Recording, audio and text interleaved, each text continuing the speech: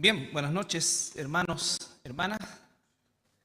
Vamos a continuar con nuestro estudio sobre el Evangelio y el evangelismo.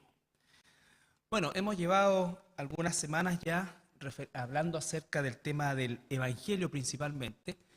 Y, por cierto, podríamos quizás haber nosotros avanzado más rápido hacia lo que es el evangelismo propiamente tal, que es como diríamos nosotros, la acción práctica de esto que estamos entendiendo, o más que entendiendo en realidad es recordando y profundizando. Pero creo que es importantísimo que como cristianos, como iglesia sobre todo, y es mi responsabilidad y nuestra responsabilidad como pastores, tener siempre la posibilidad de entregar una formación respecto a cada tema que estamos tratando.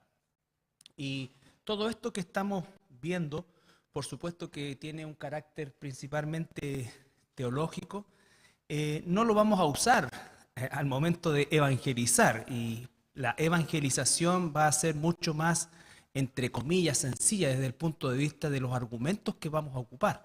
Pero ciertamente cuando nosotros lo hagamos, yo espero que si teníamos una concepción acerca del evangelio y del evangelismo, esa concepción se haya a lo largo de este estudio mejorado por sobre todas las cosas, para que podamos entregar con un corazón aún más dispuesto este mensaje maravilloso a quienes nos rodean. ¿Ya? Bueno, recuerden estas tres verdades, hermanos. Dios es soberano, el hombre es responsable, y entre medio o entre ambas está la misión. La unión entre esto y esto, recuerden ustedes que no está resuelta en nuestra mente finita, pero ambas son absolutamente verdades bíblicas. Sin embargo, el foco de cada hijo de Dios, de la iglesia, del cuerpo de Cristo, es la misión. La misión. Y la misión es justamente proclamar, comunicar, enviar, todo lo que tenga relación con la difusión del Evangelio. Y recordar también brevemente que el Evangelio es un mensaje, por cierto, de lo que Dios ya hizo, ¿ya? Ese mensaje nosotros tenemos que explicarlo. Y ese mensaje dentro de la explicación implica que hay una advertencia y, por supuesto, culmina el mensaje con un llamado al arrepentimiento, que es el modelo, como lo vamos a ver después cuando veamos, entre comillas, las distintas formas de compartir el Evangelio que vamos a encontrar en la Escritura, que no le queremos poner técnicas bajo ningún punto de vista, sino que formas como la Biblia nos muestra en la cotidianeidad de la vida donde nosotros vamos a compartir el Evangelio. Y bueno, esto también nos sirve mucho en relación a lo que el Evangelio realmente significa para mí, y sobre todo la tercera pregunta, ¿cómo este evangelio sigue cambiando mi vida? Por ejemplo, la pregunta, después de 27 años como cristiano, ¿cómo el evangelio sigue cambiando mi vida? Tú tendrás quizás 10 años, 5 años, 20 años, 30 años, no importa, pero el evangelio tiene, y es por sí, ¿no es cierto?, un agente que va cambiando la vida de nosotros, va haciéndola progresar. El conocimiento de nuestro Señor Jesucristo. La Biblia dice que la vida eterna consiste en que te conozcan a ti, el único Dios verdadero, y a Jesucristo a quien enviaste. Y eso es un proceso dinámico, permanente, ascendente, y que tiene que ir produciendo una transformación cada vez mayor a la imagen de nuestro Señor Jesucristo, entendiendo todo lo que eso significa y también lo que no significa. Por lo tanto, cuando un hijo de Dios, ¿no es cierto?, ha transcurrido muchos años, es de esperar que el amor que hoy tiene por el Señor, por la obra, por todo lo que significa, tiene que ser necesariamente mayor. Tiene que ser necesariamente mayor. Lo que se conoce como el primer amor normalmente hace alusión a ese entusiasmo maravilloso de comunicar el mensaje a otros sin quizás muchos mayores argumentos. Pero eso no es que se apague, ¿no es cierto?, sino que lo que tiene que ir dando es dando lugar a un amor mucho más profundo, a un conocimiento más profundo, que nos va a llevar a tener una misericordia más profunda y que nos va a llevar a tener también un deseo y una pasión mucho mayor incluso que con la que comenzamos. Ese es, en definitiva, lo que debiera suceder en nosotros. Y espero que esté sucediendo en nosotros, y desde ese punto de vista está la tercera pregunta. ¿Ya? Y recuerden, el Evangelio también tiene que partir de lo que Dios hizo por nosotros. La mejor forma de comunicar el Evangelio es recordando lo que Dios hizo por nosotros, aquilatar lo que Dios hizo por nosotros, y eso que Dios hizo por nosotros, anhelar que lo haga por otros también. ¿Ya? La combinación de algo que nosotros nos cuesta muchas veces sincronizar, si puedo ocupar una palabra, porque de alguna manera, sobre todo el evangelio o el evangelismo del siglo XX, se enfoca en esta parte de Dios que, por cierto, es real, pero ese amor lo ha dado a conocer también más bien desde un punto de vista humanista y no de un punto de vista de Dios mismo. Porque el amor y su justicia están absolutamente unidos, el uno no puede existir sin el otro. ¿Ya? Por lo tanto, lo que Dios hizo por nosotros, por cierto que fue por amor, pero implicó también cubrir y satisfacer su justicia. Y cada vez lo aquilatamos más porque recuerden que hay un infierno. El Dios que creó el cielo también creó el infierno. ¿Ya? Y ese va a ser el lugar eterno de todos aquellos que rechacen la gracia de Dios. Por lo tanto, el que nosotros ya estemos fuera del infierno es y debiera y debe ser uno de los impulsos de gratitud más grandes que nosotros debiéramos tener para hacer la obra de Dios. Para hacer la obra de Dios. ¿Ya? Y entender que este concepto de la obra de Dios es mucho más grande que el que yo puedo pensar que es. No solo porque pienso en actividades o cosas que tengo que hacer, sino que la persona que tengo que llegar a ser, la transformación, permitir que el Espíritu Santo nos transforme. La obra del Espíritu Santo más no se enfoca tanto en lo que hacemos, sino que en lo que somos. Si el Espíritu Santo trabaja en nosotros para transformarnos como más cercanos a la imagen de su Hijo, inevitablemente daremos fruto. El fruto va a ser un proceso natural de esa transformación, pero la transformación parte por la esencia de quienes somos hijos de Dios. Y entonces nuestra naturaleza carnal que todavía persiste tiene que ser subyugada permanentemente por nuestra naturaleza espiritual, en esa batalla espiritual permanente en la cual como hijos de Dios nos encontramos, donde cada vez más debe ir ganando espacio el Espíritu Santo. Hay un infierno, fuimos librados de ese infierno. ¿Esa es suficiente gratitud o debiera ser suficiente gratitud para nosotros clamar como el apóstol Juan, Señor, ¿qué quieres que yo haga? ¿Ya? Una de las cosas que el Evangelio hace y nos va transformando es su voluntad versus la nuestra. Nosotros tenemos una voluntad, un deseo. La pregunta es, ¿qué quieres que haga, Señor? Nosotros vemos como muchos cristianos o personas que se llaman cristianas viven totalmente disociadas de la voluntad de Dios, hacen lo que quieren. Esa es la verdad de las cosas. Ese no es un fruto de un hijo de Dios. ¿Ya? No es un fruto de un hijo de Dios. Un hijo de Dios no hace lo que quiere. No toma las cosas de Dios como un hobby o como algo que puede ir, venir, entrar y salir. Esa cosa no se condice con un fruto. Y esas son las preguntas a las que nosotros personalmente debemos confrontarnos. Recuerden que vamos a comunicar un mensaje del Evangelio, porque de lo contrario vamos a ser hipócritas. ¿No es cierto? Vamos a hablar de salvación, vamos a hablar de todo, pero es algo que ni siquiera ha impactado mi vida. ¿No es cierto? O ni siquiera está transformando mi vida. Por eso es que estamos haciendo toda esta introducción. Porque después podemos hablar de evangelismo, de entregar un tratado, de hablarle a la gente, de incluso hacer un estudio evangelístico. Pero si no hay una transformación interna y hay una conciencia de esa transformación y un deseo realmente, como dice la Escritura también en el Salmo 37, deleitarme en el Señor y Él me concederá las peticiones de mi corazón. Cuando yo voy a hacer algo y estoy deleitándome en el Señor, ciertamente lo que voy a hacer va a ser del Señor. Pero si el foco de mi vida es deleitarme a mí mismo y las cosas de Dios o la relación con Dios es secundaria, terciaria, que no es verdad eso, o sea, no existe una relación secundaria con Dios, o tienes una relación con Dios o no la tienes, ¿ya? Por lo tanto, es importantísimo esto, porque el mensaje que yo quiero comunicarle a alguien que no conoce al Señor es un mensaje que viene de mi corazón, como dice el apóstol Pablo, ¿no es cierto? Les ruego, reconcíliense con Dios. Yo sé lo que significa no estar reconciliado con Dios. Yo sé de lo que Dios me salvó. Y yo, como dice el mismo apóstol Pablo, yo quisiera ir al infierno si eso resultara en salvación para mi pueblo. Ese nivel de corazón, de entrega, de pasión. Un hombre que durante 30 años entregó su vida a este evangelio. Bueno,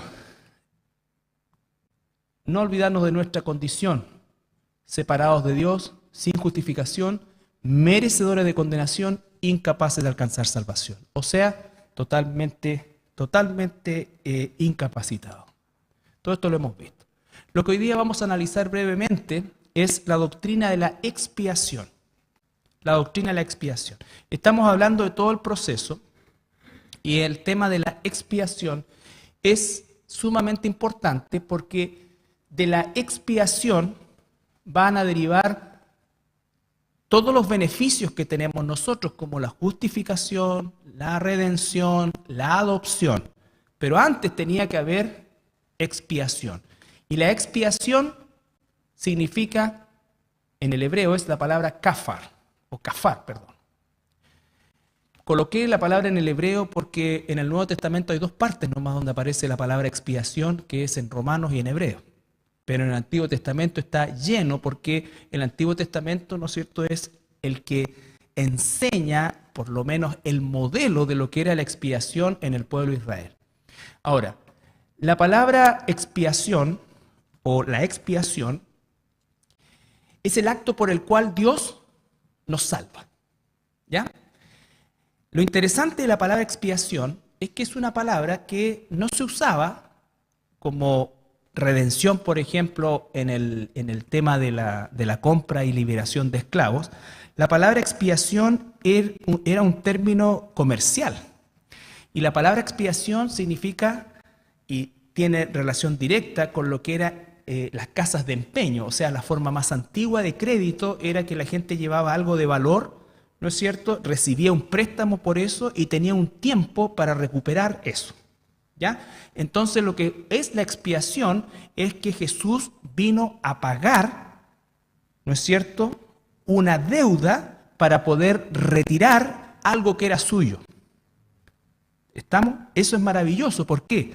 Porque recuerden que Jesús dice que vino a buscar lo que se había perdido. Jesús no murió en la cruz por una salvación potencial.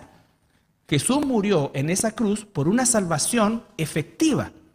Efectiva. ¿Ya? Eso significa ¿qué cosa? Recuerden ustedes que Jesús dice también, yo vengo a recuperar lo que se había perdido. Incluso dice, vengo a las ovejas perdidas de la casa de Israel. Cuando nosotros hacemos el análisis, y con esto, por favor, en la justa medida de lo que corresponde, pero no podemos saltarlo por alto. ¿Por qué? Porque en definitiva es parte del plan de Dios que a partir de la nación de Israel iba a llegar la salvación a los no israelitas.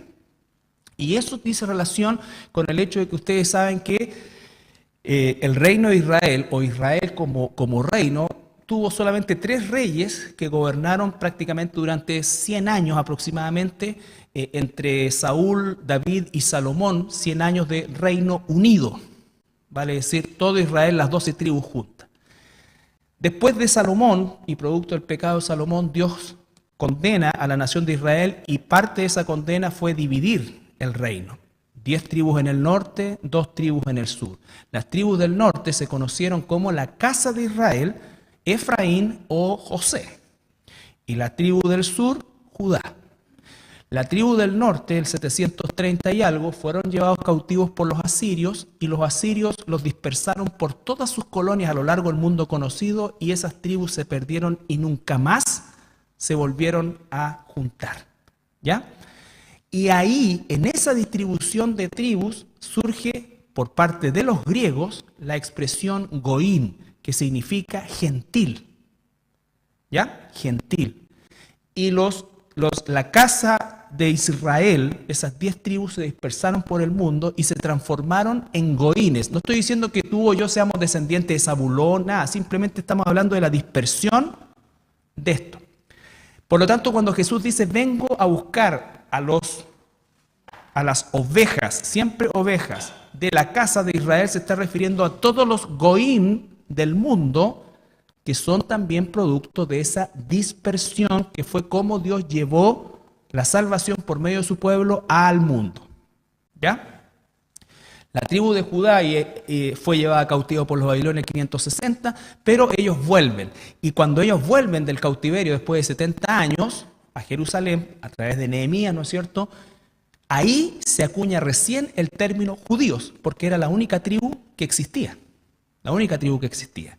Entonces, lo mismo que el hijo pródigo, el que se fue es la casa de Israel o Efraín, y el que se queda es Judá. Entonces, todas las parábolas, incluso en la lectura que hace Jesús, tienen que ver con esto de traer de vuelta, ¿ya? Y entonces la palabra expiación tiene que ver con algo que Jesús le pertenecía, y cuando uno pregunta, ¿le pertenecía desde cuándo? Desde antes de la fundación del mundo. Él vino a recuperar lo que le pertenecía. El tema es que para poder recuperarlo, ¿no es cierto?, él tenía que satisfacer la justicia de Dios. Y para satisfacer la justicia de Dios tenía que haber un sacrificio que pagara el precio, y ese precio tenía que ver, ¿no es cierto?, con un cordero perfecto sin mancha, pero también no solamente pagar el precio, sino que aplacar la ira de Dios. ¿Ya? Aplacar la ira de Dios. El sacrificio de Jesús para la expiación, ¿no es cierto?, significó no solamente su muerte, sino que también Jesús sacrifica en primer lugar cuando, como dice Filipenses, deja su lugar, se despoja y viene a este mundo, ¿cierto? Significa que sacrifica también cuando él vive 30 años siendo tentado en todo, pero nunca pecando. Y finalmente sacrifica ya efectivamente con su vida, entregándola en la cruz. Mateo 5, 17, 18.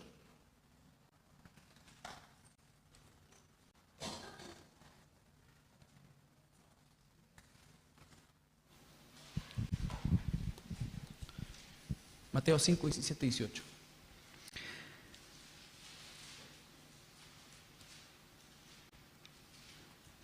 No penséis que he venido para abrogar la ley o los profetas. No he venido para abrogar, sino para cumplir. Porque de cierto os digo, que hasta que pasen el cielo y la tierra, ni una jota, ni una tilde pasará de la ley hasta que todo se haya cumplido. Ya, recuerden que ahí Jesús todavía no muere en la cruz, ¿no es cierto? Él dice, no he venido a abrogar o a borrar la ley, sino que a cumplirla. Nosotros no estamos bajo la ley desde el punto de vista de que la ley ya no es una maldición para nosotros. Recuerden, la ley en sí es buena, siempre ha sido buena, pero esa ley aplicada a personas malas y caídas como nosotros resulta en ¿qué? En una maldición. Entonces, ¿cómo somos redimidos de la maldición de la ley? Por medio del cumplimiento de la ley, porque Dios no iba a borrar la ley. Entonces, nosotros vivimos ahora por gracia en una ley cumplida por nuestro Señor Jesucristo, y esa ley cumplida nos es imputada a nosotros. Entonces ahí nosotros somos declarados justos sin serlo. ¿Ya? Jesús no borró la ley, Jesús cumplió la ley.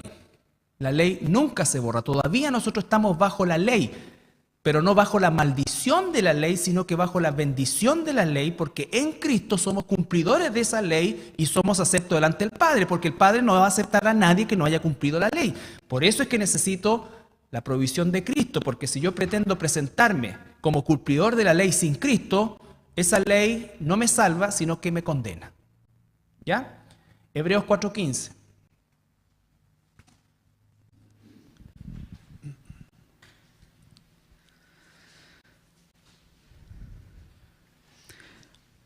Porque no tenemos un sumo sacerdote que no pueda compadecerse de nuestras debilidades, sino uno que fue tentado en todo según nuestra semejanza, pero sin pecado. ¿No es cierto? Entonces Él vivió una vida perfecta para convertirse en ese Cordero perfecto. ¿Ya? Primera de Pedro 2, 21, 25.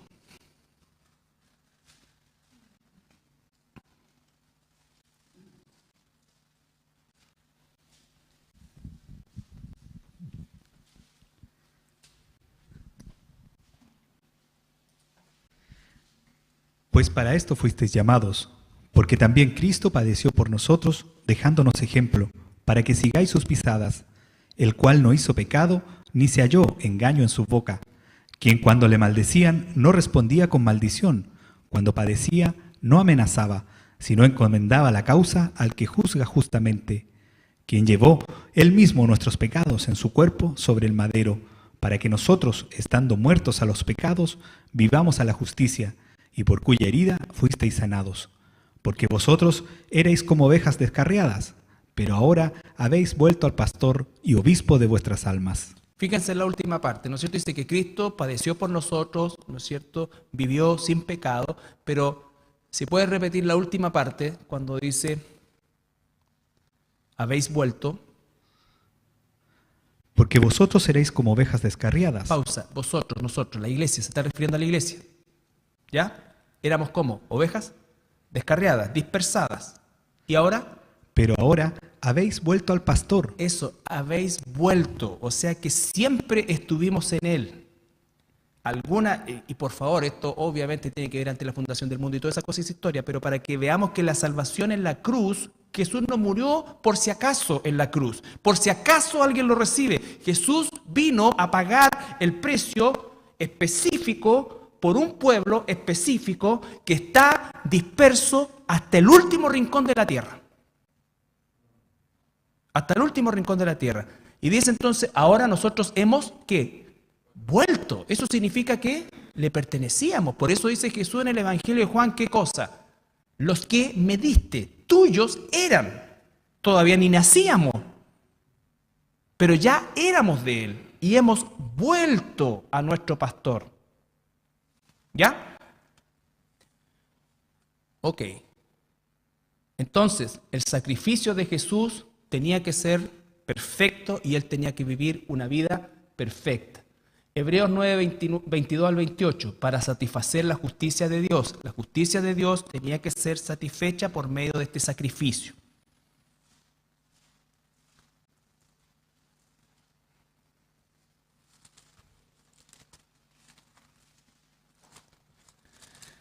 Con razón no encontraba, era Habacuc, y decía qué raro.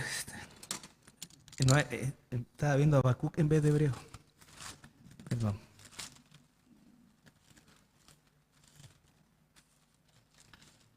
Dale. Hebreos 9, 22, 28. Y casi todo es purificado según la ley. Con sangre y sin derramamiento de sangre no se hace remisión. Fue pues necesario que las figuras de las cosas celestiales fuesen purificadas así, pero las cosas celestiales mismas con mejores sacrificios que estos. Porque no entró Cristo en el santuario hecho de mano, figura del verdadero, sino en el cielo mismo, para presentarse ahora por nosotros ante Dios, y no para ofrecerse muchas veces, como entra el sumo sacerdote en el lugar santísimo, cada año con sangre ajena. De otra manera, le hubiera sido necesario padecer muchas veces desde el principio del mundo, pero ahora, en la consumación de los siglos, se presentó una vez para ser siempre por el sacrificio de sí mismo, para quitar de en medio del pecado, y de la manera que está establecido para los hombres, que mueran una sola vez, y después de esto, el juicio. Así también Cristo fue ofrecido una sola vez para llevar los pecados de muchos, y aparecerá por segunda vez, sin relación con el pecado, para salvar a los que le esperan. Está hablando del sacrificio, ¿no es cierto?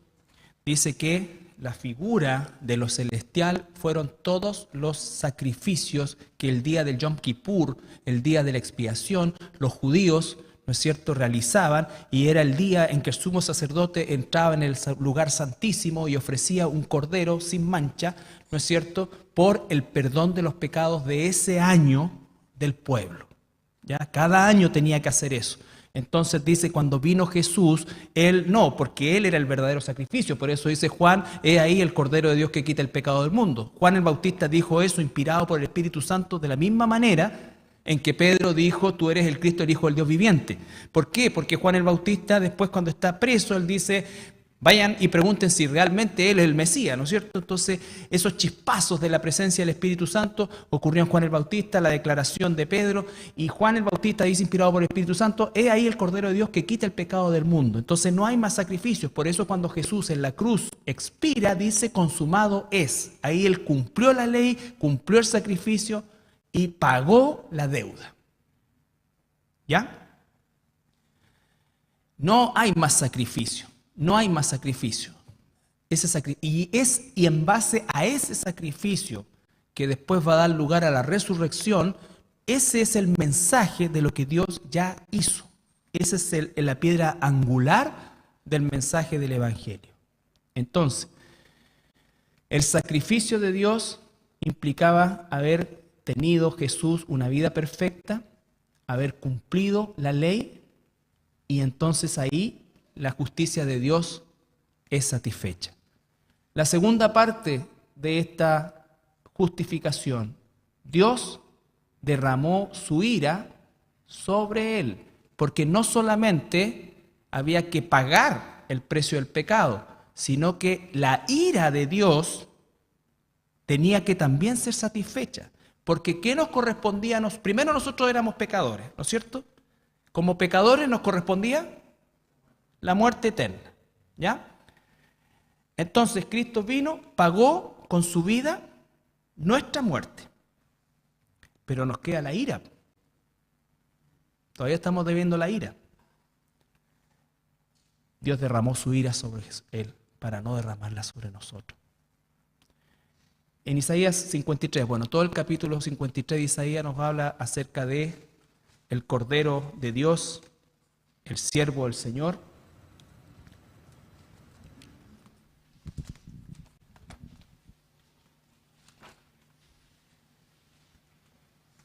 Desde el versículo 3, por favor, hermano Cristian.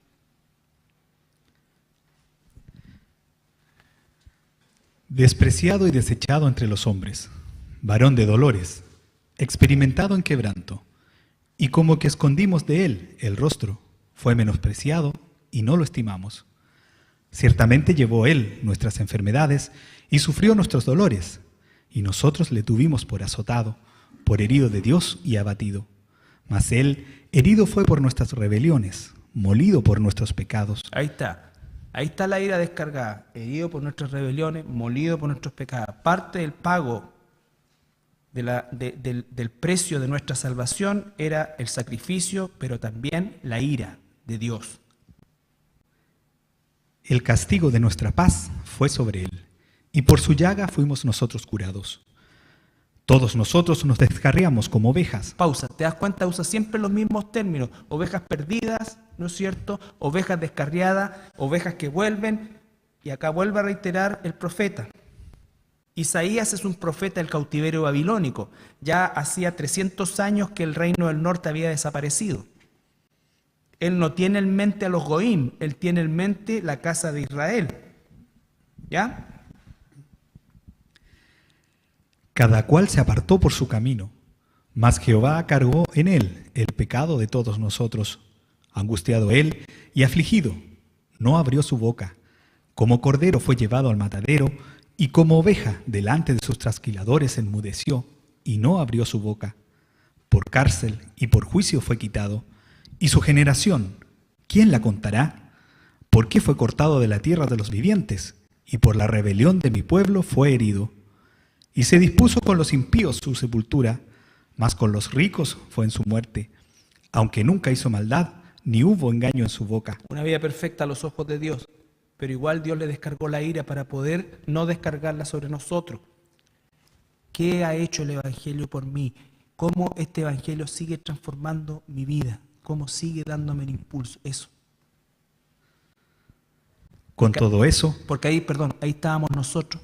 Cuando Él estaba haciendo eso, lo estaba haciendo por ti y por mí también.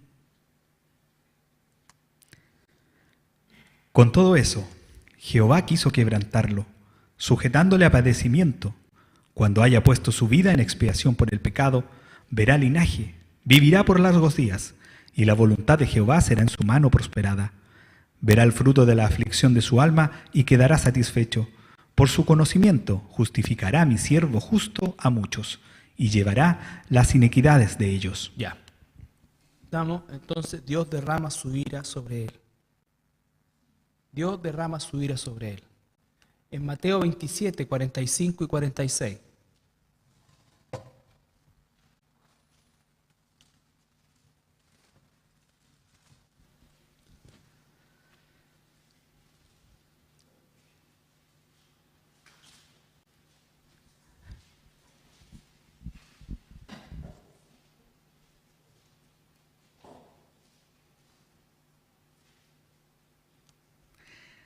Y desde la hora sexta hubo tinieblas sobre toda la tierra hasta la hora novena. Cerca de la hora novena, Jesús clamó a gran voz diciendo, Elí, Elí, lama sabactani. Esto es, Dios mío, ¿por qué me has desamparado? Ya. Recuerden que Jesús fue crucificado a las 9 de la mañana. La hora sexta es el mediodía, el momento de mayor luminosidad. ¿Qué es lo que ocurre ahí? 3 horas de tiniebla. Esas son las 3 horas. La tiniebla siempre está asociado a castigo, juicio. Esas 3 horas es cuando Dios está descargando toda su ira sobre su Hijo. Y culmina ese tiempo con el grito desesperado de Jesús diciendo, Eloi, Elí, Elí, lama sabactani. ¿Por qué me has desamparado? Padre, Padre, ¿por qué me has desamparado? Y después de eso, dice el Señor, en tus manos encomiendo mi espíritu y expiro. ¿No es cierto? Ahí está la ira, todo eso ahí sobre él. Entonces, la ira del hombre y la ira de Dios. Dios lo castigó tanto por la mano del hombre como por su propia mano. Dios cargó en esas tinieblas sobrenaturales de 3 horas. El castigo que nos correspondía a nosotros fue sobre él. Sobre él. ¿Ya? Juan 12.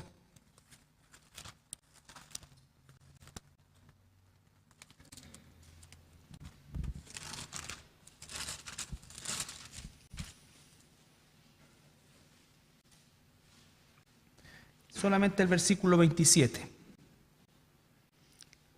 Ese no tiene nada que ver ahí. Juan 12, 27. Ahora está turbada mi alma. ¿Y qué diré? Padre, sálvame de esta hora. Mas para esto he llegado a esta hora. Para esto he llegado hasta ahora. Jesús dice, ¿acaso voy a pedirle al Padre que me salve de esto? En realidad, para esto he venido. ¿Ya? Él es el sacrificio perfecto. Dios, ¿no es cierto?, satisfizo su justicia por medio de la muerte del justo, del Hijo de Dios, el que no solamente no cometió pecado, aunque fue tentado en todo, sino que en él no había pecado. Y Dios derramó su ira sobre él. ¿Ya? La expiación. ¿Cómo es que Dios nos rescata? Aquí está el precio, pagado por Dios. El sacrificio de Jesús también cumple la ley de la propiciación. La propiciación implicaba lo que vimos, ¿no es cierto?, que no hay remisión de pecados sin derramamiento de sangre. Pero no podía ser la sangre de los becerros, eso era solamente una imagen, tenía que ser la sangre del Cordero de Dios. Los becerros eran puestos por el hombre. Dios puso el sacrificio, ese es el que valía, él mismo tenía que poner su sacrificio. Romanos 3, 21 al 26. Propiciación es un sacrificio de sangre adecuado y suficiente para aplacar la ira de Dios.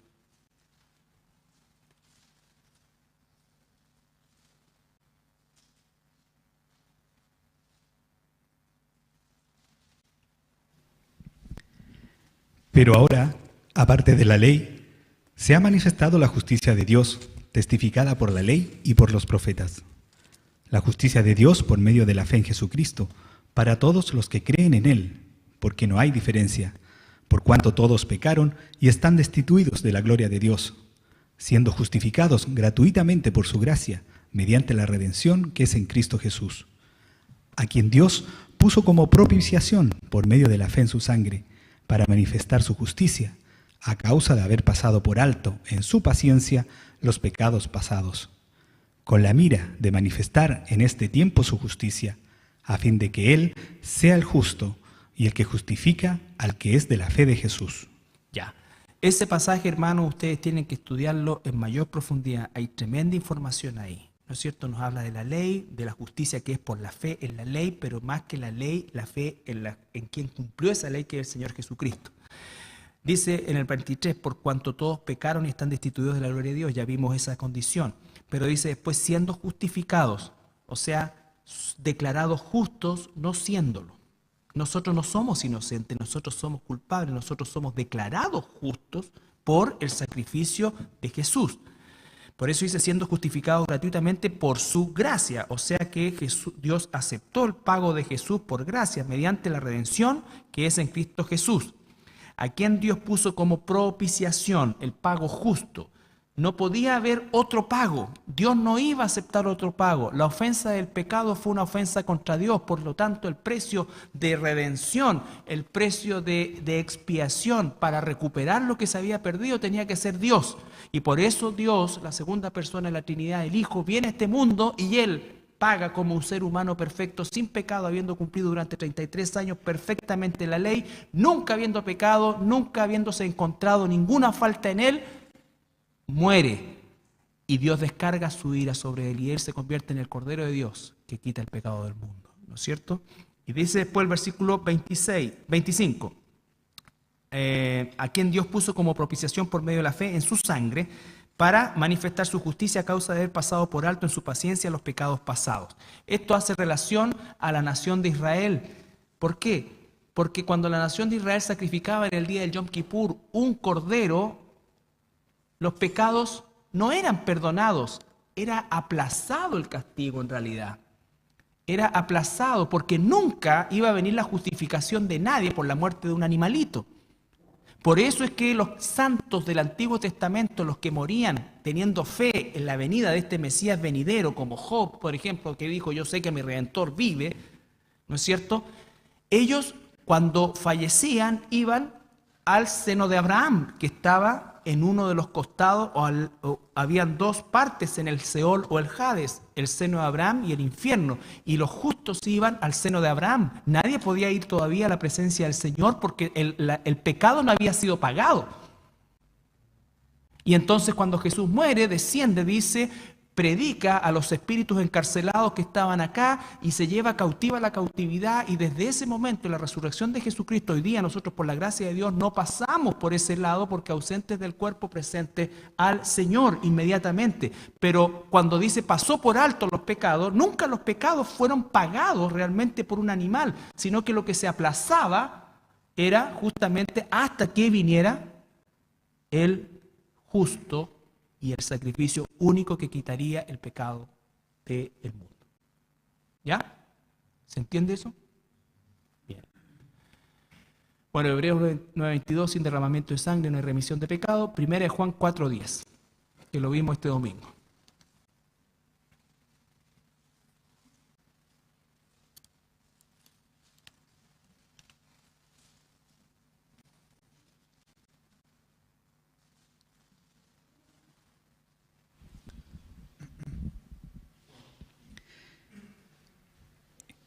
En esto consiste el amor, no en que nosotros hayamos amado a Dios, sino en que Él nos amó a nosotros y envió a su Hijo en propiciación por nuestros pecados. El amor no consiste en que nosotros amamos a Dios, sino que Él nos amó primero, dice más adelante en el mismo capítulo 4, y eso significó que Él puso a su Hijo como propiciación. Dios no podía amarnos mientras estuviéramos en la condición en que estábamos. Él, para poder volver a amarnos, tuvo que recuperarnos. Y recuperarnos significaba, ¿no es cierto?, como dijo Jesús, de los que me diste no perdí ninguno, sino el que ya estaba destinado para perdición. Tuyos eran en tiempo pasado, o sea, está hablando de un tiempo pasado cuando nosotros todavía ni siquiera existíamos. Tuyos eran, ¿cuándo? Antes de la fundación del mundo. Y vamos hilvanando todo el tema, ¿no es cierto? Y entendiendo cómo es que Dios ha obrado a lo largo de toda la historia en favor de su pueblo. Cuando la palabra dice, ¿no es cierto?, que Jesús, el nombre Yahshua, Él salvará a su pueblo, está hablando de un pueblo. ¿Ya? Y Pablo dice, ese pueblo no es, ya no importa si eres israelita, griego, lo que sea. ¿Por qué? Porque los goín se dispersaron por todo el mundo. Por todo el mundo. Hoy día en los gentiles están las ovejas perdidas de Israel, los hijos de Dios. Por eso siempre habla de ovejas. Ovejas. Y esto no tiene que ver con un trasfondo judío, ninguna cosa por el estilo. Tiene que ver con el plan de Dios. El plan de Dios. Y entonces nos salva de su ira. Al aplacar la ira de Dios, esa ira que nos correspondía a nosotros, y al caer esa ira sobre el Señor Jesucristo, nosotros somos salvos de esa ira. Romanos 5:9.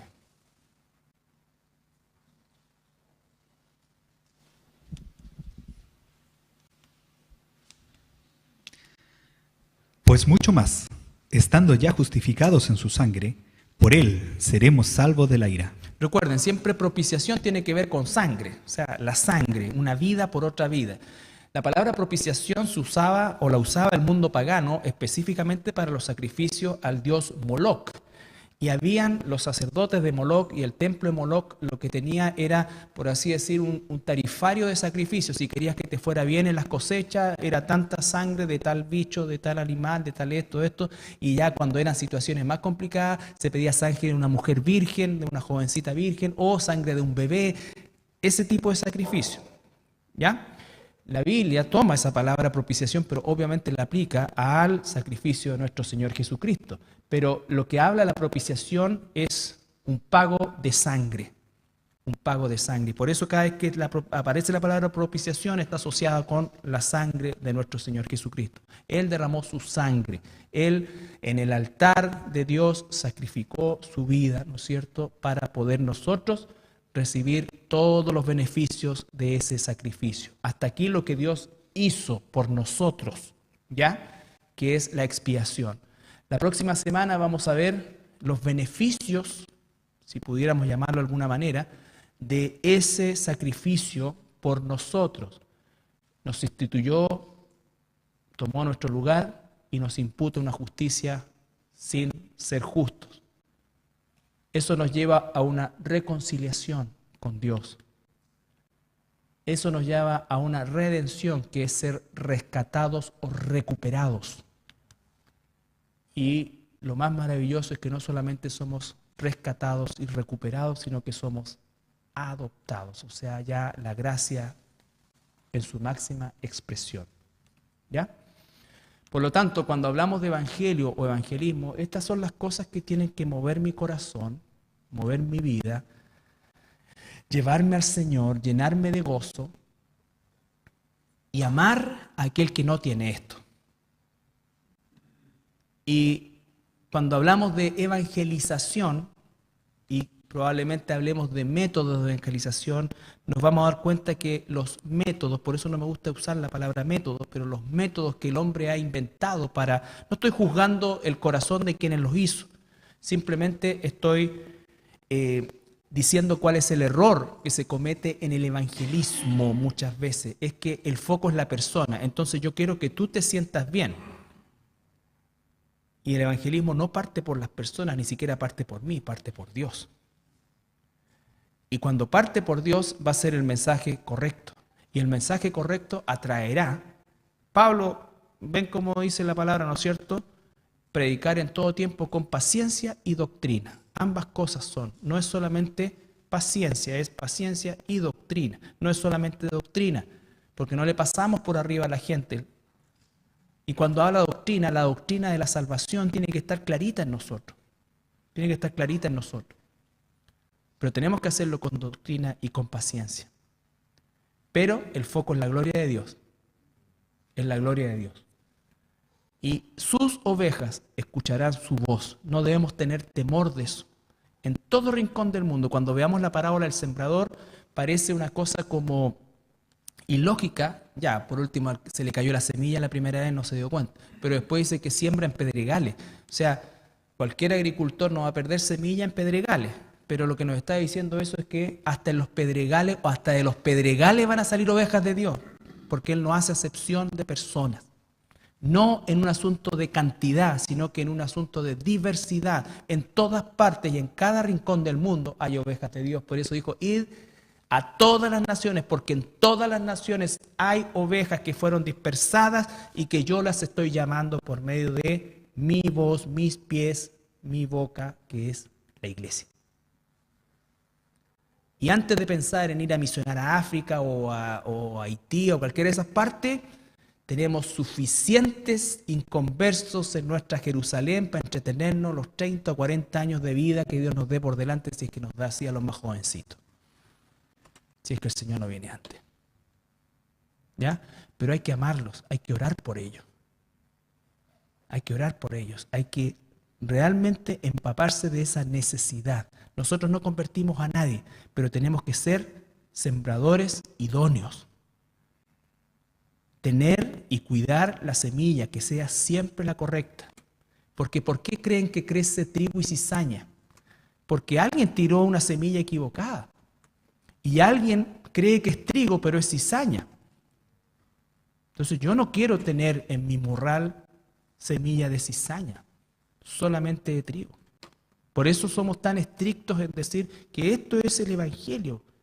Y cuando hablemos del Evangelio y cuando hablemos de, otra vez, formas de evangelizar a nuestro entorno, a gente que no conocemos, a gente que a lo mejor recién venimos conociendo, todo, pero la idea es que en mi cabeza siempre esté la mentalidad de que cada vez tengo una oportunidad y que Dios hoy me va a dar una oportunidad. ¿Ya? Siempre va a suceder. Cuando tú vives en esa dimensión, siempre vas a ver las oportunidades. Cuando vives la dimensión de que piensas que aquí se terminó, bajamos la cortina y luego llego a la casa y se acabó y ya hasta el otro miércoles o hasta el domingo, estoy equivocado. Estoy equivocado. Porque con la persona que te relacionas en este lugar, en esto, y van pasando. ¿Y Dios qué usa? Recuerda, usa la providencia, que es Él tiene el control de todo. A veces decimos, uy, fíjate qué increíble, yo a ti te conocí en tal parte, pero mira, fíjate que tú me hablaste de esto. ¿Qué es eso? Esa es la providencia de Dios, usando pueblo dispuesto a ser usado. A ser usado. ¿Ya? Miento, que es el modelo, como lo vamos a ver después cuando veamos, entre comillas, las distintas formas de compartir el Evangelio que vamos a encontrar en la Escritura, que no le queremos poner técnicas bajo ningún punto de vista, sino que formas como la Biblia nos muestra en la cotidianeidad de la vida donde nosotros vamos a compartir el Evangelio. Y bueno, esto también nos sirve mucho en relación a lo que el Evangelio realmente significa para mí, y sobre todo la tercera pregunta, ¿cómo este Evangelio sigue cambiando mi vida? Por ejemplo, la pregunta después de 27 años como cristiano, ¿cómo el Evangelio sigue cambiando mi vida? Tú tendrás quizás 10 años, 5 años, 20 años, 30 años, no importa, pero el Evangelio tiene, y es por sí, ¿no es cierto?, un agente que va cambiando la vida de nosotros, va haciéndola progresar. El conocimiento de nuestro Señor Jesucristo. La Biblia dice que la vida eterna consiste en que te conozcan a ti, el único Dios verdadero, y a Jesucristo a quien enviaste. Y eso es un proceso dinámico, permanente, ascendente, y que tiene que ir produciendo una transformación cada vez mayor a la imagen de nuestro Señor Jesucristo, entendiendo todo lo que eso significa y también lo que no significa. Por lo tanto, cuando un hijo de Dios, ¿no es cierto?, ha transcurrido muchos años, es de esperar que el amor que hoy tiene por el Señor, por la obra, por todo lo que significa, tiene que ser necesariamente mayor. Tiene que ser necesariamente.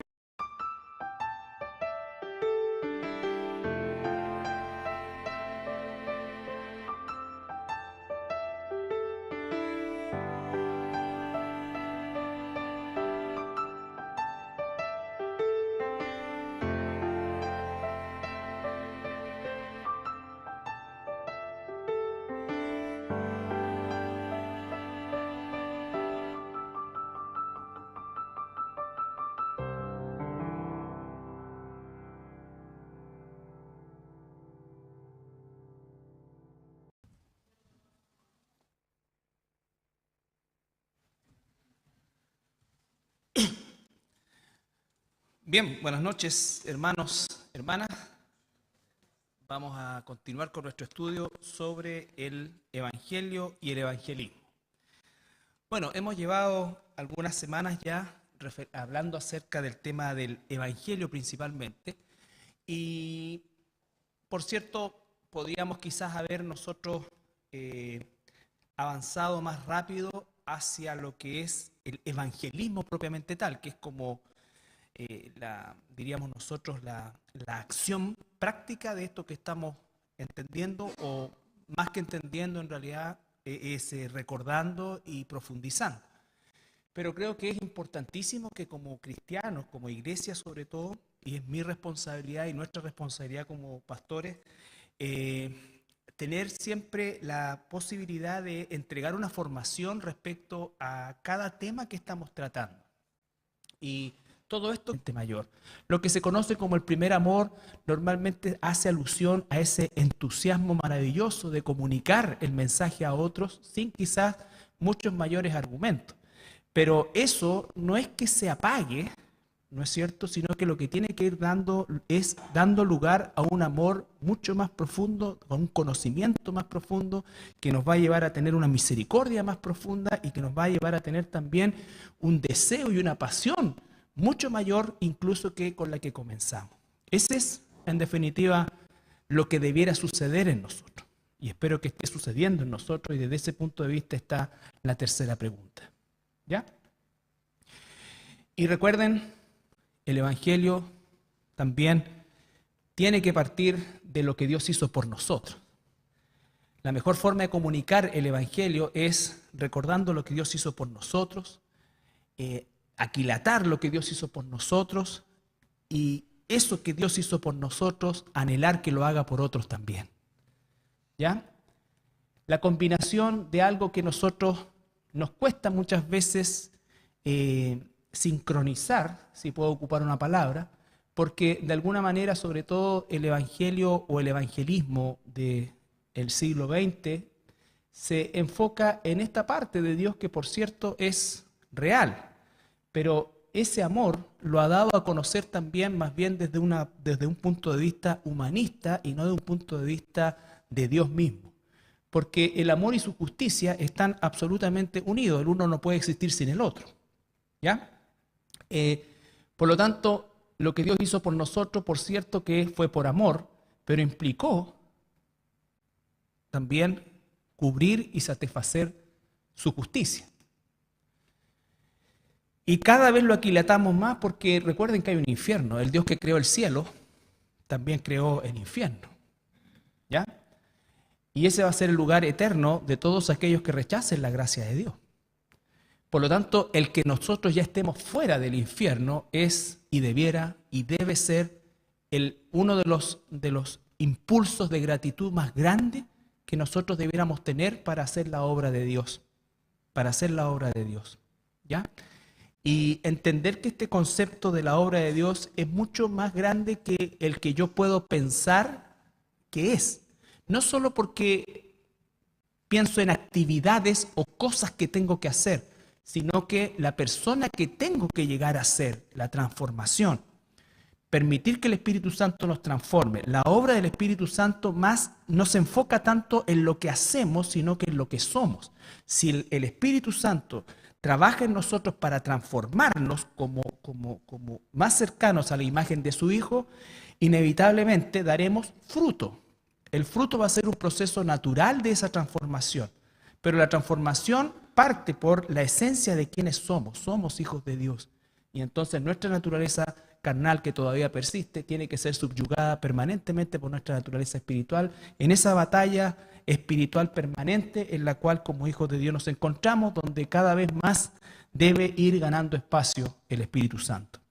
Lo que estamos viendo, por supuesto que tiene un carácter principalmente teológico, no lo vamos a usar al momento de evangelizar, y la evangelización va a ser mucho más, entre comillas, sencilla desde el punto de vista de los argumentos que vamos a ocupar. Pero ciertamente cuando nosotros lo hagamos, yo espero que si teníamos una concepción acerca del Evangelio y del evangelismo, esa concepción se haya a lo largo de este estudio mejorado por sobre todas las cosas, para que podamos entregar con un corazón aún más dispuesto este mensaje maravilloso a quienes nos rodean. ¿Ya? Bueno, recuerden estas tres verdades, hermanos. Dios es soberano, el hombre es responsable, y entre medio o entre ambas está la misión. La unión entre esto y esto, recuerden ustedes que no está resuelta en nuestra mente finita, pero ambas son absolutamente verdades bíblicas. Sin embargo, el foco de cada hijo de Dios, de la iglesia, del cuerpo de Cristo, es la misión. La misión. Y la misión es justamente proclamar, comunicar, enviar, todo lo que tenga relación con la difusión del Evangelio. Y recordar también brevemente que el Evangelio es un mensaje, por cierto, de lo que Dios ya hizo. ¿Ya? Ese mensaje nosotros tenemos que explicarlo. Y ese mensaje dentro de la explicación implica que hay una advertencia y por supuesto culmina el mensaje con un llamado al arrepentimiento.